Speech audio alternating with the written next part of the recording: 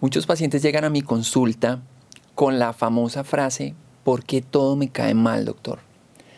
Doctor, comencé a alimentarme saludable, introduje los champiñones, los huevos con cebolla y tomate, las verduras y el ajo a mi alimentación y cada día tengo la panza más hinchada. Tengo ruidos intestinales todo el tiempo.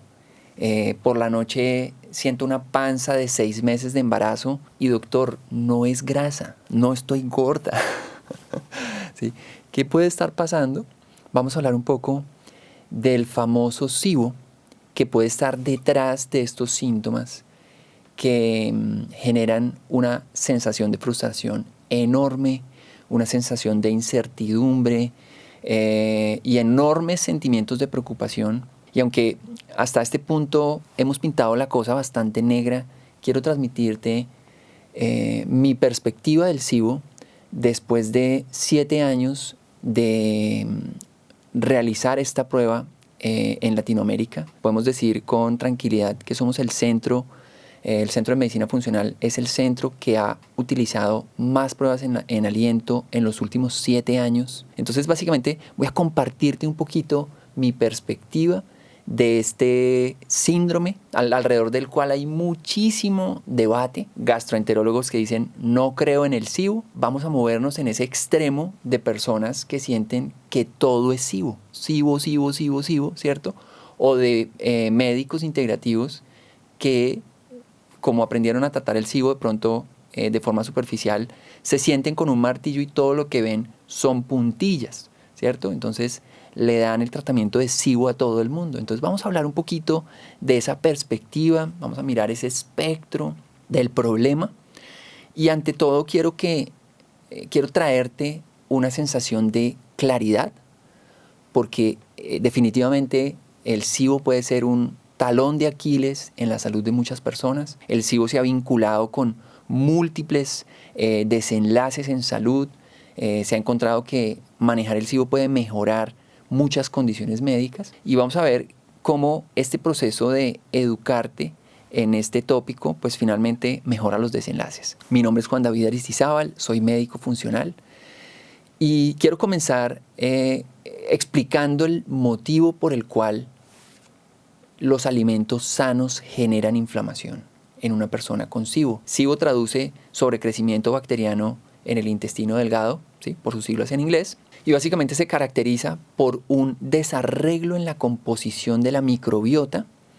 El SIBO clásico, podemos decir que ese desajuste está en el intestino delgado. Básicamente tenemos un exceso de bacterias que están poblando esta estructura, el intestino delgado, y que cuando nos exponemos a los alimentos saludables, que son muchas veces alimentos ricos en fibra, cuando una persona pasa de una alimentación estándar a una alimentación de pronto muy alta en fibra, algunas personas por ese nivel de disbiosis pueden experimentar distensión abdominal, gases, llenura, ¿no? Soltura en algunos casos, constipación en otros, un patrón mixto en un gran número de pacientes. Pero finalmente todo esto nos está dando a entender que el ambiente digestivo está perturbado y que las bacterias en el intestino delgado están recibiendo demasiados carbohidratos fermentables. Es decir, el metabolismo bacteriano sobre las fibras o sobre los carbohidratos produce gas, ¿sí? Entonces esa inflamación abdominal es simplemente una manifestación de que el metabolismo bacteriano está aumentado. Es un fenómeno que ocurre aquí en la luz del intestino. Y lo importante de este punto es que el SIBO pasa desapercibido a los ojos de muchos médicos. Muchos pacientes con SIBO tienen endoscopia normal, colonoscopia normal, ecografía normal, resonancia magnética, TAC, doble contraste, completamente normales o a veces con hallazgos inespecíficos como podría ser inflamación inespecífica del ilion, por ejemplo, ¿sí? o muchos gases allí. Entonces, son hallazgos inespecíficos que finalmente el profesional no define, ¿cierto? Y para el cual en la medicina convencional en muchos casos pues no hay un abordaje, ¿cierto?, de este tipo de problemas, y el paciente con una alimentación saludable, sintiendo la panza hinchada, comienza a preocuparse, a sentir que tiene algo grave, comienza a pensar en problemas como el cáncer. Desafortunadamente el SIBO o esas bacterias en la luz del intestino que generan ese metabolismo bacteriano, ese exceso de gas, perturban la absorción de nutrientes, ¿sí? Entonces, una de las manifestaciones de las personas con SIBO es que comienzan a tener pérdida de peso. Es una manifestación relativamente tardía, porque los síntomas después de comer son tan molestos, disminuye el apetito, ¿cierto? Muchas personas finalmente en ese camino de experimentar con la alimentación comienzan a quitar alimentos, a quitar todo lo que me cae mal, y terminan con unas dietas severamente restringidas que no satisfacen sus requerimientos nutricionales y que tampoco mejoran esa situación de disbiosis. Un primer principio clave en el contexto de SIBO es entender que detrás de esos gases y de esa distensión lo que tenemos es un exceso de bacterias. En muchos casos no hay una infección como tal. Las pruebas de materia fecal son normales, las pruebas estructurales son normales, la endoscopia, la ecografía, la resonancia pueden salir normal, y tenemos es más un desequilibrio de la composición de la microbiota. ¿Cómo se detecta el SIBO? La prueba, digamos, más utilizada en la clínica es una prueba en aliento para SIBO. Es un examen que evalúa la fermentación de un sustrato. Si el paciente deglute un sustrato, ese azúcar no absorbible comienza a avanzar en el tracto digestivo y se encuentra con unas bacterias que están deprivadas de alimento, básicamente generan ese gas, y el paciente comienza a recolectar muestras de aliento, ¿sí? Y aquí vamos a ver en un estudio de cromatografía de gases, vamos a ver una curva que nos ayuda a entender la carga bacteriana que tiene esa persona de una manera indirecta en esa porción del intestino delgado, en esa porción del intestino. Digamos que el exceso de bacterias puede estar en otras partes, pero básicamente este test es un test barato, seguro y costo eficiente que nos permite estimar que esa composición de la microbiota se encuentra desbalanceada. Cuando tenemos ese desequilibrio de la microbiota, restringir los alimentos no es el camino. Si has consultado con temas, con problemas digestivos o con SIBO, ¿cierto? Si has consultado a profesionales de la salud, probablemente te han dado el advice de una alimentación tipo FODMAP, ¿cierto? O de que disminuyas las hojas verdes, las legumbres y aquellos alimentos, digamos, clasificados como los que más gas producen.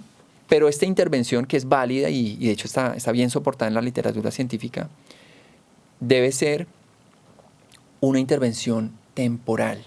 Es súper importante entender que reducir esa ingesta de carbohidratos fermentables de forma temporal se traduce con una mejoría de síntomas, pero que en el largo plazo trae consecuencias desfavorables, ¿sí? Una alimentación muy restrictiva genera pérdida de peso, genera imbalances nutricionales, deficiencias nutricionales, ¿cierto? Y eso puede tener impactos en todos nuestros sistemas, anímico, inmunológico, mental, metabólico, y es un escenario muy delicado. Las intervenciones de alimentación son en una etapa temporal, ¿cierto? Existen varios formatos, el más conocido de ellos es la alimentación tipo FODMAP, pero SIBO, si estamos hablando de una disbiosis, ¿sí? Si estamos hablando de un desequilibrio de la microbiota, en una gran mayoría de casos, el SIBO necesita una intervención de antimicrobianos. Es decir, pensemos en un jardín, ¿cierto? En un jardín de esa flora intestinal que está lleno de maleza, ¿sí? En algún punto necesitamos hacer un barrido, ¿cierto? Estos barridos en medicina funcional, en medicina integrativa, somos súper partidarios de la rifaximina, que es un antibiótico convencional con unas características bastante diferentes al resto de antibióticos, pero también podemos hacer ese barrido con plantas específicas que tienen un efecto antimicrobiano, como el orégano, como la berberina, como el neem, ¿cierto? Y como otras más, que van a depender del tipo de SIBO, van a depender de los niveles de gas, ¿cierto? Y son como básicamente, esta es la conversación que tendrías con un médico entrenado en estas áreas, en medicina funcional, definir qué tratamiento es el más apropiado para ti, ¿sí? Ese es otro mito que quisiera yo romper en este punto. O sea, no existe un protocolo perfecto para SIBO. Cada SIBO tiene unas causas diferentes. Cada SIBO, cada persona desarrolló esa disbiosis por un camino diferente y necesita unas intervenciones diferentes, ¿cierto? Y eso es lo importante de la personalización y de ese trabajo uno a uno que necesitamos tener con nuestro médico, con esa persona con quien desarrollamos esa relación de confianza. El tratamiento para SIBO necesita de una alimentación propicia, ¿cierto? Necesita de un periodo de FODMAP, un periodo de una alimentación baja en carbohidratos fermentables. Necesita, por un lado, de bajar la carga bacteriana, ¿cierto? Antibióticos, antimicrobianos de plantas, pero algunos pacientes van a necesitar, unos más que otros, van a necesitar intervenciones para mejorar la microbiota. Y ese es otro de los componentes que me tomó tiempo comprender, ¿cierto? Y sobre todo aprender a prescribir y acompañar a mis pacientes en ese proceso. Sanar SIBO no es como tomarse un antiparasitario por 3 días y quedó resuelto, ¿sí? SIBO es un desajuste funcional del tracto digestivo que puede tomar tiempo, que necesita unas personalizaciones en la alimentación, que puede necesitar antibióticos, antimicrobianos de plantas y que en algún punto también necesita esas intervenciones que mejoran el ambiente digestivo, ¿sí? Y aquí estamos hablando de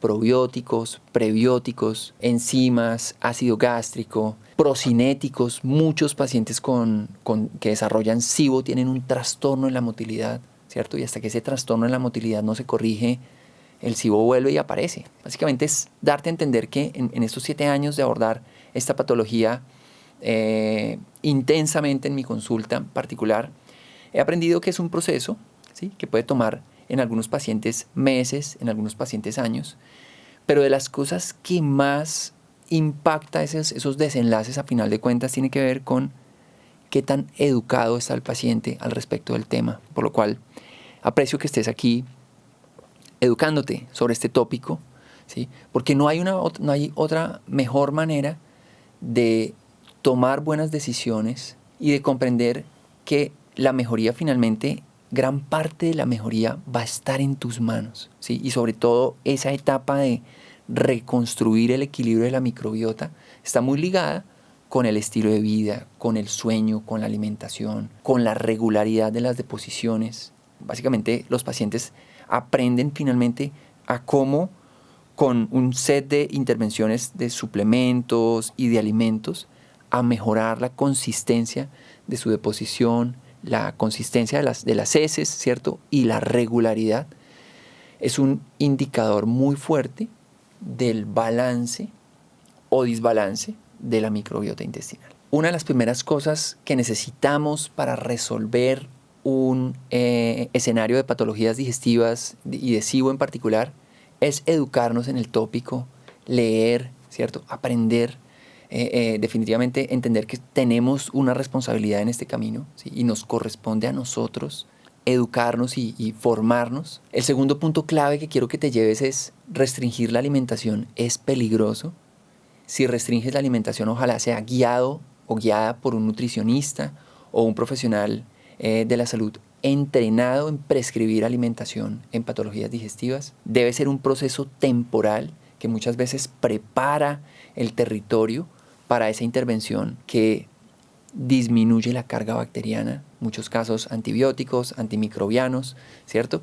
Y empezamos a jugar con esa moneda de 2 caras, que es ciclos de antimicrobianos y ciclos de aquellas intervenciones que mejoran el ambiente digestivo. Este es más o menos el protocolo de abordaje que hoy en día practicamos en nuestra clínica, el Centro de Medicina Funcional, y que enseñamos en nuestros cursos de educación a profesionales. No aplaces, ¿cierto? No normalices estos síntomas. Consulta. La prueba en aliento es un método diagnóstico costo efectivo que puede darle a tu médico la información clara de por dónde comenzar este camino. La alimentación restrictiva no puede ser la única solución, ¿sí? Muchas personas hacen dieta FODMAP, bajan los FODMAP, reintroducen los FODMAP y se vuelven a inflamar y quedan aquí en un circuito sin fin. Y al final de todo, el estilo de vida es lo que determina tus desenlaces de salud, ¿sí? No aplaces estos temas, no normalices estos síntomas, ¿cierto? Aprende, investiga y habla con tu profesional.